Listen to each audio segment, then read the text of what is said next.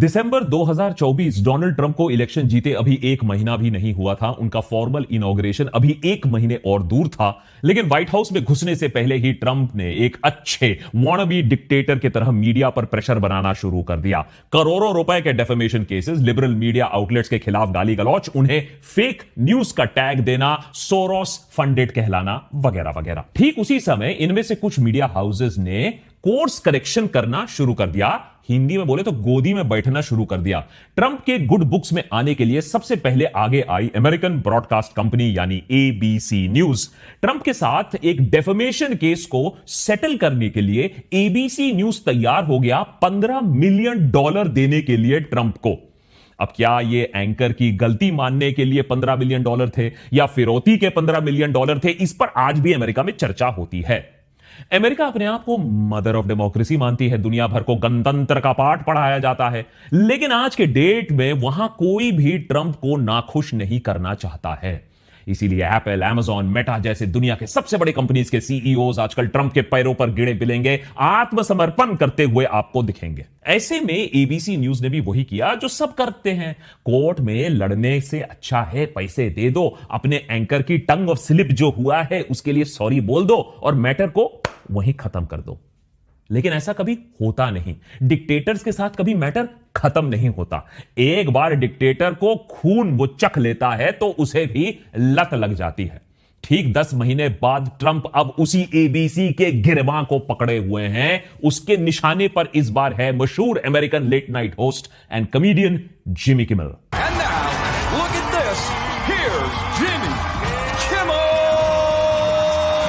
दरअसल पिछले हफ्ते जिमी किमेल के पॉपुलर शो को, लेट नाइट शो को, डिज्नी ने इनडेफिनेटली सस्पेंड कर दिया। अमेरिका में जब कोई शो इनडेफिनेटली सस्पेंड होता है तो वो वापस कभी आता नहीं है यूजुअली।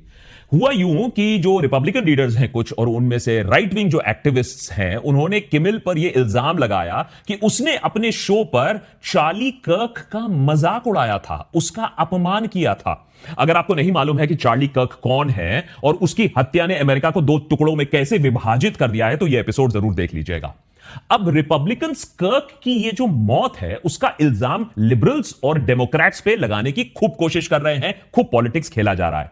लेकिन किमेल ने ऐसा क्या कह दिया कर्क के बारे में जिससे उसकी नौकरी, उसका जो पूरा करियर है, इतना लंबा करियर है, वो तबाह होने के कगार पर आ गई थी। आइए सुनते हैं ऐसा क्या विवादास्पद बयान था। We hit some new lows over the weekend with the MAGA gang desperately trying to characterize this kid who murdered Charlie Kirk as anything other than one of them and doing everything they can to score political points from it. अरे editor, ये वाला थोड़ी ना, ये वाला bite थोड़े ना, यहां तो वो मैगा के बारे में बात कर रहा है। वो वाला बाइट चलाओ जहां चार्ली कर्क के बारे में पूछा जा रहा है। My condolences on the loss of your friend Charlie Kirk. May I ask, sir, personally, how are you holding up over the last day and a half, sir? I think very good. And by the way, right there, you see all the trucks. They've just started construction of the new ballroom for the White House, which is something they've been trying to get, as you know, for about 150 years. And it's going to be a beauty. Yes, that's right. He's at the 4th stage of grief, construction. अब आप सोचो politics कैसे खेली जाती है। Reporter ने सवाल पूछा कर्क के मौत के बारे में, ट्रंप अंकिल ने जवाब दिया कि बॉलरूम व्हाइट हाउस में बहुत बढ़िया बन रहा है। किमेल ने यही बाइट उठाया, उसका मजाक उड़ाया, तो ट्रंप अंकल को आया गुस्सा। शो बंद करवाने पर वो उतारू हो गए, ये कह के कि कर्क का मजाक उड़ाया गया है, जबकि मजाक एक्चुअली ट्रंप का उड़ाया गया। क्लियरली अमेरिका को यह बात थोड़े दिनों में समझ में आ गई कि जिमी किमेल ने अपनी क्रिटिकल कमेंट्री में कर्क के अगेंस्ट नहीं बल्कि ट्रंप और मैगा बेस के खिलाफ उसके ऊपर कटाक्ष मारा था, जो लोग इस मौत को पॉलिटिसाइज करके इस पर राजनीति खेल रहे हैं। अगर इस पूरे मामले में कुछ सच में हर्टफुल हुआ था, अपमानजनक हुआ था, तो वो ये है डोनाल्ड ट्रंप का ये डांस, वो भी चार्ली कर्क के मेमोरियल इवेंट में उसकी विडो के साथ। ये है उनका मेमोरियल, ये है उनकी मोरालिटी। ये सब क्या हो रहा है? ये सच में क्या हो रहा है? आज के डेट में ट्रंप के भक्तगण इतने अंधे हो चुके हैं कि अगर ट्रंप खुद भी आकर चार्ली कर्क को गाली बक दे तो उनके भक्तगण बोलेंगे कि नहीं नहीं, ये तो प्यार से गाली बक रहा है, ये तो क्लोजनेस, ये तो प्यार की निशानी है। लेकिन सोचो किमेल का एक इल टाइम जोक उसके लिए कितना भारी पड़ गया, क्योंकि न्यू अमेरिका में जिसकी लाठी उसी का बुलडोजर। ट्रंप के पास पावर है, और अगर ट्रंप और उसके करीबियों को लगा कि किमेल की भाषा ने उन्हें आहत किया है तो फिर बुलडोजर चलेगा। बस फिर क्या था, इस छोटी सी बात से ट्रिगर होती है अमेरिका की FCC यानी फेडरल कम्युनिकेशन कमीशन। उनके चीफ ब्रेंडन कार ने ABC न्यूज को खुलेआम फिर धमकी दे डाली। सुनिए, ये अमेरिका मदर ऑफ डेमोक्रेसी में क्या धमकीबाजी चल रही है। I mean, look, we can do this the easy way or the hard way. These companies can find ways to change conduct, to take action, frankly, on Kimmel, or, there's going to be additional work for the FCC ahead. America में FCC television broadcasters का licence regulate करता है और यहां उसके chairman एक channel को खुलेआम धमकी दे रहे हैं कि बॉस देखो, अगर किमिल पर एक्शन नहीं लिया तो हो सकता है आपके लाइसेंस को कुछ हो जाए। इस धमकी के बाद सबसे पहले हरकत में आती है वहां की कुछ टीवी स्टेशन कंपनीज नेक्स्टार और सिंक्लेयर। इन कंपनीज ने कार के पॉडकास्ट के कुछ ही घंटों के अंदर, माने धमकी के कुछ ही घंटों के अंदर एक प्रेस रिलीज जारी किया और कहा कि वो अपने लोकल स्टेशंस में, अपने नेटवर्क पर जिमी किमिल का शो एयर नहीं करेंगे। भाई ने बोला करने का तो करने का। मतलब अगर ABC न्यूज पर यह शो चलाया भी जाता है तो हम अपने local TV stations, local networks के थ्रू इसे पास होने नहीं देंगे और उसकी जगह कोई और प्रोग्रामिंग चला देंगे। याद रखिए, अमेरिका में लोकल टीवी स्टेशंस बड़े नेशनल नेटवर्क्स से, सैटेलाइट से या फाइबर के थ्रू फीड लेते हैं और फिर लोकल ट्रांसमीटर्स के जरिए या केबल ऑपरेटर्स के जरिए लोगों तक, लाखों ग्राहकों तक यह टीवी प्रोग्राम पहुंचाया जाता है। आज भी अमेरिका में टीवी देखने का यह एक अहम जरिया है। इन टीवी स्टेशंस और सरकार के प्रेशर में आकर ABC न्यूज ने भी पीछे हटने का फैसला किया। सबसे पहले तो कार की धमकी थी ही, फिर ये लोकल स्टेशंस ने भी कह दिया कि हम ये प्रोग्राम हटा रहे हैं, तो ABC ने किमिल को इनडेफिनेटली सस्पेंड कर दिया। सोचिए, एक एमी अवार्ड विनिंग एंकर जिसका शो ABC न्यूज पर 22 साल से लगातार चला आ रहा था, माने रिस्पॉन्सिबल इंसान ही होगा जो 22 साल से शो कर रहा होगा, लेकिन सोचो उसे एक झटके में ऑफ एयर कर दिया, वो भी बिना किसी एक्सप्लेनेशन के, बिना किसी वार्निंग के। वेलकम टू न्यू अमेरिका, जो डेमोक्रेसी और फ्री स्पीच का पाठ दुनिया भर को पढ़ाती है, उसका यह हाल है आज। देखिए, एक टाइम हुआ करता था जब डिक्टेटर्स कट्टा कारतूस लेकर लोगों को डरा धमकाते थे। आज के नए जमाने में डिक्टेटर्स अपना हाथ बिल्कुल साफ रखते हैं। सिस्टम का प्रयोग किया जाता है, प्रेशर टैक्टिक्स लगाए जाते हैं, पब्लिक नैरेटिव बिल्ड किया जाता है, बिजनेस प्रेशर, इनडायरेक्ट प्रेशर लगाया जाता है एज अ वेपन। हथियार बना दिया गया है बिजनेस को, पैसा को। किमिल के शो के सस्पेंशन से ट्रंप का कोई लेना देना नहीं है, यह व्हाइट हाउस का ऑफिशियल वर्जन है। हमने कुछ नहीं किया, लेकिन उसके शो के बंद होने के कुछ ही देर बाद ट्रंप बहुत ही खुश नजर आते हैं। Well, Jimmy Kimmel was fired because he had bad ratings more than anything else, and he said a horrible thing about a great gentleman known as Charlie Kirk. And Jimmy Kimmel is not a talented person. He had very bad ratings, and they should have fired him a long time ago. So, you can call that free speech or not. He was fired for lack of talent. जो बात ABC news नहीं कहना चाहती है और जिसे Trump lack of talent कह के छुपाने की कोशिश कर रहे हैं, वो हम आपको बता देते हैं। वो बात जो किमिल के सपोर्ट में आए एक और लेट नाइट होस्ट ने कहा। Late night TV show host Jon Stewart ने यह पूरा अमेरिका का मामला बड़ी सटीकता से समझाया। Let me tell you how it works. There's something called a talent-o-meter. It's a completely scientific instrument that is kept on the president's desk. And it tells the president when a performer's TQ, talent quotient, measured mostly by niceness to the president, goes below a certain level, at which point the FCC must be notified to threaten the acquisition prospects for billion-dollar mergers of network affiliates. These affiliates are then asked to give ultimatums to the even larger mega corporation that controls the flow of state-approved content, or the FCC can just choose to threaten those licenses directly. It's basic science. ये जो अब America में हो रहा है, ये पूरी दुनिया में इसी तरीके से सेंसरशिप चलता आया है पिछले कुछ सालों में। दरअसल ABC न्यूज मशहूर US media conglomerate the Walt Disney company का एक हिस्सा है। यही डिज्नी एक बड़े US स्पोर्ट ब्रॉडकास्टर ESPN को भी ओन करता है। वही ESPN जिसे अभी हाल ही में अमेरिका की नेशनल फुटबॉल लीग के साथ उसने एक बड़ा डील साइन किया है।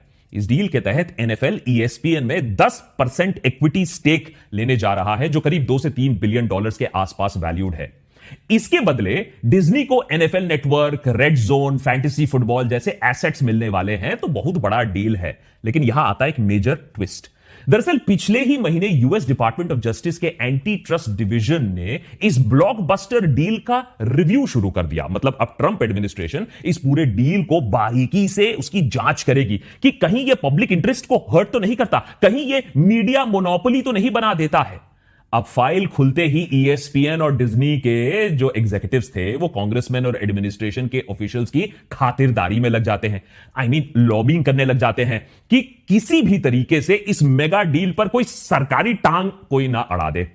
अब जहां एक तरफ डिज्नी के लोग ट्रंप एडमिनिस्ट्रेशन को मस्का मार रहे थे, लॉबिंग कर रहे थे, वहां पर जिमी किमेल इस बात को बिगाड़ने पर आ गया, ट्रंप को नफा नुकसान करने आ गया। अब ऐसे में डिज्नी भी क्या ही करता, तुरंत वो भी जी हजूरी में लग गया और जिमी किमेल को ऑफ एयर कर दिया। अब कितना डायरेक्ट धमकी मिला था, कितने फोन कॉल हुए थे, अब आप खुद ही समझ लीजिए। वैसे ट्रंप एडमिनिस्ट्रेशन और FCC ने इसी साल ठीक इसी स्क्रिप्ट का इस्तेमाल करके एक और फेमस लेट नाइट शो को बंद करवा दिया। इस साल जुलाई के महीने में CBS न्यूज ने अपने लेट नाइट शो को डिसकंटिन्यू करने का फैसला ऐलान कर दिया। यह शो अमेरिका के फेमस स्टीवन कोलबेर होस्ट करते हैं, जिसे अब मई 2026 के बाद रिन्यू नहीं किया जाएगा। जिमी किमेल की तरह स्टीवन कोलबेर भी इस अपने शो में ट्रंप और ट्रंप एडमिनिस्ट्रेशन पर काफी जोक्स करते हैं, अपने सटायर से उन्हें क्रिटिसाइज करते हैं, लोगों को जागरूक करते हैं। लेकिन भले ही यह सब हंसी मजाक में क्यों ना हो, ट्रंप को बर्दाश्त नहीं है कि उन पर कोई सवाल उठा रहा है, मजाक बना रहा है। ट्रंप की टीम ने इनडायरेक्टली ही सही, मैं डायरेक्टली नहीं बोल रहा हूं, CBS पर प्रेशर डलवाकर कहीं ना कहीं से इंश्योर कराया कि यह शो रिन्यू ना हो। ऑफिशियल वर्जन है कि यह बिजनेस डिसीजन है, लेकिन कोई हाथ ना होने के बावजूद देखिए ट्रंप इस कैंसिलेशन को कैसे सेलिब्रेट करते हुए नजर आते हैं। अपने social media platform truth social पर सेलिब्रेट करते हुए लिखते हैं कि कोलबेर के जाने से उन्हें अति आनंद प्राप्त हुआ है और अगली अब बारी है जिमी किमेल की। सोचो, महीनों पहले वार्निंग आ चुकी थी, उस समय लोगों ने कहा कि ट्रंप ऐसे ही ब्रैग कर रहा होगा, लेकिन देखो एक एक करके बारी सबकी आती है। आपको एक बार फिर से जल्दी से याद दिला दूं कि यह सब उस देश में हो रहा है जिसकी पहचान है लिबर्टी। सालों से, दशकों से America freedom of speech, expression, free press जैसे वैल्यूज का सेल्फ अपॉइंटेड एम्बेसडर बना बैठा हुआ है दुनिया भर में। दशकों से लोग भी दुनिया भर के डिक्टेटर्स और टायरेंट से बचने के लिए अमेरिका की तरफ ही जाते हैं।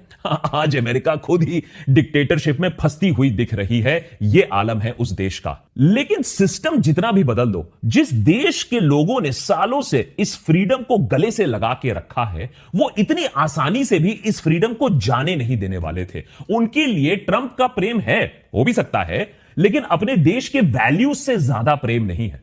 तो जाहिर सी बात है कि एक पब्लिक आउटरीच बिल्ड हो रहा था। किमेल के ऑफ एयर होते ही अमेरिकन पॉलिटिक्स में मानो कोहराम मच गया हो। डेमोक्रेटिक लीडर से लेकर TV host, comedians, Hollywood actors, कुछ रिपब्लिकन लॉ मेकर्स अपने पार्टी के खिलाफ जाकर इसे फ्री स्पीच पर हमला बोलते हैं, ट्रंप के इस इशारे को क्रिटिसाइज करते हैं।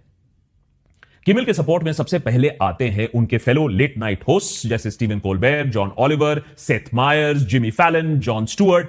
उन्हीं के साथ साथ डेली शो की पूरी टीम बने कायनात लग जाती है। But tonight we are all Jimmy Kimmel. I still have a show though, right? Okay, good. That is blatant censorship, and it always starts small. You know, remember like in week 1 of his presidency, Gulf of America. Call it Gulf of America. Sure, seems harmless, but with an autocrat, you cannot give an inch. ABC thinks that this is going to satisfy the regime. They are woefully naive, and clearly they've never read the children's book. If you give a mouse a Kimmel, and to Jimmy, just let me say, I stand with you and your staff 100%. And also, you couldn't let me enjoy this for like 1 week. जहां एक तरफ हम देखते हैं media को जिंदा खा जाता है, सैबोटाज करता है, वहीं दूसरी तरफ हम ये देख रहे हैं कैसे अमेरिका में लेट नाइट एंकर्स एक दूसरे के सपोर्ट में आते हैं, जबकि ये सब बोलने से उनका शो भी बंद हो सकता है। Well, guys, the big story is that Jimmy Kimmel was suspended by ABC after pressure from the FCC, leaving everyone thinking WTF. Yeah, a lot of people are worried that we won't keep saying what we want to say or that we'll be censored. But I'm going to cover the president's trip to the UK just like I normally would.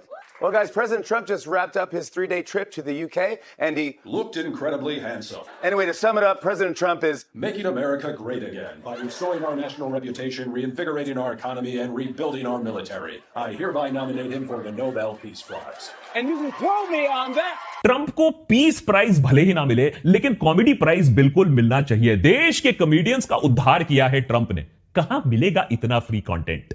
One day, the history of the time we're living through is going to be written. And when it is, I'm not sure it's those in this administration who are even going to come off the worst. Now, don't get me wrong, they're going to come off terribly.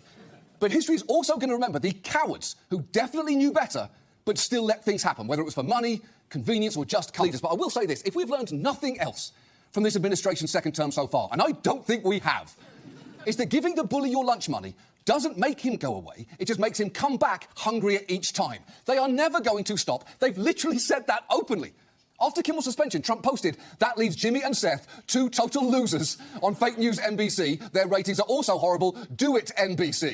इसे कहते हैं unity, I mean united we stand. जहां एक media house या एक group अगर सरकार के प्रेशर में झुक भी जाती है तो बाकी की मीडिया हाउसेस, बाकी की जनता, उनकी जिम्मेदारी बनती है कि उसके सपोर्ट में खड़े होकर एक आवाज उठाएं, बुलंद करें डेमोक्रेसी की आवाज। ये नहीं कि एक मीडिया हाउस को सरकार के पैरों में अगर घुटने टेकने हो तो दूसरे लोग भी उसे देखकर सरकारों के पैरों में झुक जाएं, शोज बंद करने लगे, जर्नलिस्ट को ऑफ एयर करने लगे, खुद ही कुछ पैसों के लिए सरकार की गोदी में जाकर बैठे। यह रिस्पॉन्सिबल सिटीजनरी नहीं है, यह देशभक्ति नहीं है, यह नेशनलिज्म नहीं है, यह आत्मसमर्पण है।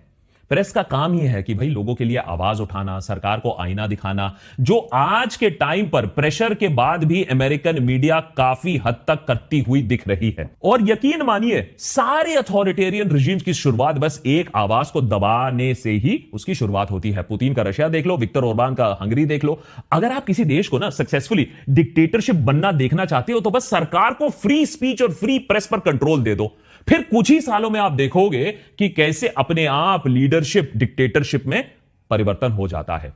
आपको याद दिला दें, रशिया, चाइना, हंगरी, यहां तक कि नॉर्थ कोरिया में भी रेगुलर इंटरवल्स पर इलेक्शंस तो आज भी होते हैं। आप उन्हें डिक्टेटरशिप नहीं कह सकते हो, लेकिन उनका जो नतीजा होता है सालों से चेंज नहीं होता, वही आता है।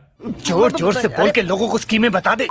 अमेरिका की प्रेस और अमेरिका के लोग ये स्कीम को अब समझने लगे हैं। जिमी किमेल को शो को जो बंद कराने की बात हुई थी, जिससे सरकार इसे कंट्रोल कर पाए, जिमी किमेल की जो जोक्स हैं उसे दबा पाए, वही क्लिप्स बनकर उसी एपिसोड के एक्सर्प्ट सब अमेरिका भर में करोड़ों लोगों ने, लाखों लोगों ने देख लिया है। और बाकियों तक भी यह बात इसलिए पहुंच रही है कि सोचो 400 से भी ज्यादा हॉलीवुड सेलिब्रिटीज, जी हां, एक देश है जहां की मूवी स्टार्स भी बात करते हैं, 400 से ज्यादा हॉलीवुड सेलिब्रिटीज ने भी कहा है कि सरकार का यह डिसीजन वो उसके खिलाफ है। फाइनली लोग खुद आगे आते हैं। क्या करते हैं? हजारों की तादाद पर डिज्नी, हुलू के सब्सक्रिप्शन कैंसिल करने लगते हैं।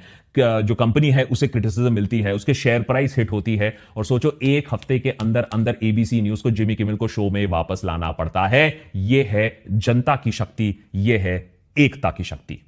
Don't underestimate the power of a common man. Indefinite suspension के एक हफ्ते के अंदर अंदर एबीसी न्यूज पब्लिक प्रेशर को इग्नोर नहीं कर पाती है। जिमी किमेल फिर से ऑन एयर आ जाते हैं। This show is not important. What is important is that we get to live in a country that allows us to have a show like this. I've had the opportunity to meet and spend time with comedians and talk show hosts from countries like Russia, countries in the Middle East, who tell me they would get thrown in prison for making fun of those in power, and worse than being thrown in prison. They know how lucky we are here. Our freedom to speak is what they admire most about this country. And that's something I'm embarrassed to say I took for granted until they pulled my friend Steven off the air and tried to coerce the affiliates who run our show in the cities that you live in to take my show off the air. That's not legal. That's not American. That is un-American. And it is so dangerous. You almost have to feel sorry for him. He did his best to cancel me. Instead, he forced millions of people to watch the show. That backfired bigly. He might have to release the Epstein files to distract us from this now. सोचिए इस बात में कितनी आयरोनी है। Trump ने Kimmel को cancel करने की कोशिश की, पब्लिक सेंटिमेंट उसके खिलाफ करने की चेष्टा की, लेकिन पासा उल्टा पड़ गया। अब किमेल और भी लोकप्रिय बन चुके हैं, दुनिया भर में फेमस हो चुके हैं। किमेल के हौसले अभी और भी ज्यादा बुलंद हमें दिखते हैं।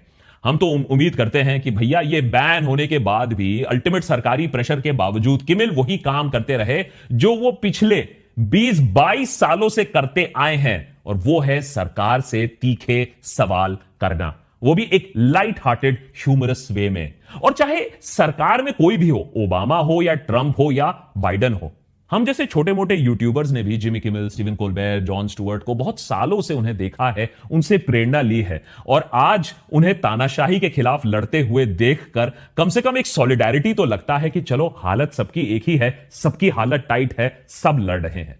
लेकिन यह बात भी सच है कि तानाशाही के खिलाफ लड़ाई कभी एक झटके में खत्म नहीं होती है। लड़ाई अमेरिका में भी अभी जारी है। जिमी किमेल का शो अभी भी अमेरिका में बहुत सारे जगहों पर ब्रॉडकास्ट नहीं हो पा रहा है क्योंकि टीवी स्टेशन नेटवर्क नेक्स्टार और सिंक्लेयर अभी भी किमेल को ब्लॉक कर रहे हैं लोगों तक पहुंचने के लिए, और वो ये ब्लॉकेड हटाने के मूड में भी नहीं नजर आ रहे हैं। और यहां आता है धंधा। सिंक्लेयर एक राइट लीनिंग नेटवर्क है जो ट्रंप को डोनेट करता है, और नेक्स्टार का एक मेगा मर्जर अभी एफसीसी के हाथों में है और वो किसी भी हालत में इस बड़ी डील को अपने हाथ से नहीं जाने देना चाहता है। ट्रंप अंकल को वो गुस्सा नहीं करना चाहता है। अमेरिकन बिजनेसेस जो आज यूएस के टॉप मीडिया हाउसेस के मालिक बनकर बैठे हुए हैं, उन्हें अभी भी शायद लगता है कि ट्रंप की एक डिमांड मान लो, चुपचाप बैठ जाओ, तो उसके बाद पॉपो खुश हो जाएंगे। लेकिन उन्हें यह नहीं पता कि पॉपो आज टोटल कंट्रोल वहां चाहते हैं। American media, American companies, American institution, American universities, American लोगों के दिमाग पर अपने खिलाफ उठने वाले हर आवाज को ट्रंप दबाना चाहते हैं। यह बात हम नहीं कह रहे, डोनाल्ड ट्रंप खुद ही कह चुके हैं। I hate my opponent and I don't want the best for them. I'm sorry. They can convince me that that's not right, but I can't stand my opponent. अपने अपोनेंट्स की आवाज दबाने के लिए ट्रंप सिर्फ मीडिया हाउसेस के खिलाफ नहीं जा रहे हैं। आज ट्रंप टिकटॉक जैसे सोशल मीडिया एप्स का कंट्रोल भी अपने राइट विंग फ्रेंडली बिलियनेयर्स के हाथों में देना चाहते हैं। एक्स पहले से ही इलॉन मस्क के पास था जो ओपनली राइट के तरफ है। मेटा सीईओ मार्क जकरबर्ग भी ट्रंप के सामने उनकी सिट्टी पिट्टी गुल हो जाती है। आने वाले दिनों में ट्रंप इन कंपनीज के थ्रू राइट विंग प्रोपेगेंडा आम जनता तक और फैलाएंगे। दूसरे साइड के पोस्ट्स को दबाने की कोशिश करेंगे, उन्हें हटवाने की कोशिश करेंगे। अभी तक अमेरिकन कोर्ट्स, ऑपोजिशन इंस्टीट्यूशन से ज्यादा अमेजिंग चीज यह है कि अमेरिका के लोगों ने डेमोक्रेसी को, डिसेंट को, फ्री स्पीच को जिंदा रखा है। जिमी किमेल का किस्सा यह दिखाता है कि तानाशाह कितना भी शक्तिशाली हो, अमीर हो, अल्टीमेट पावर तो लोगों के हाथों में होता है, अगर जनता जागरूक हो तो। सवाल यह है कि क्या आप और हम उतने जागरूक हैं जितना हमें आज होना चाहिए? क्या हम वो कॉन्वर्सेशंस कर रहे हैं अपने देश के लिए? क्या हम अपने राइट्स और फ्रीडम के लिए उतना लड़ रहे हैं जितना लड़ना चाहिए? यह सवाल अपने आप से पूछना थोड़ा जरूरी बन चुका है।